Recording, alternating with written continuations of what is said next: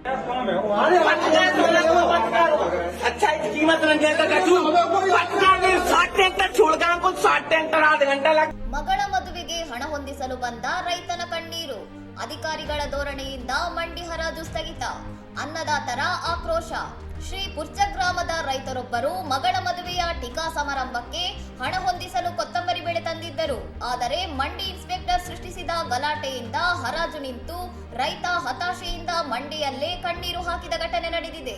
ಹರಾಜು ಪ್ರಕ್ರಿಯೆ ಸ್ಥಗಿತಗೊಂಡಿದ್ದರಿಂದ ಆಕ್ರೋಶಗೊಂಡ ಹಲವಾರು ರೈತರು ಎಬಿ ರಸ್ತೆ ರಾಷ್ಟ್ರೀಯ ಹೆದ್ದಾರಿಯನ್ನು ತಡೆದು ಪ್ರತಿಭಟನೆ ನಡೆಸಿದರು. ಇದರಿಂದ ಸುಮಾರು ಅರ್ಧ ಗಂಟೆಗಳ ಕಾಲ ವಾಹನ ಸಂಚಾರ ಸಂಪೂರ್ಣ ಸ್ಥಗಿತಗೊಂಡಿತ್ತು.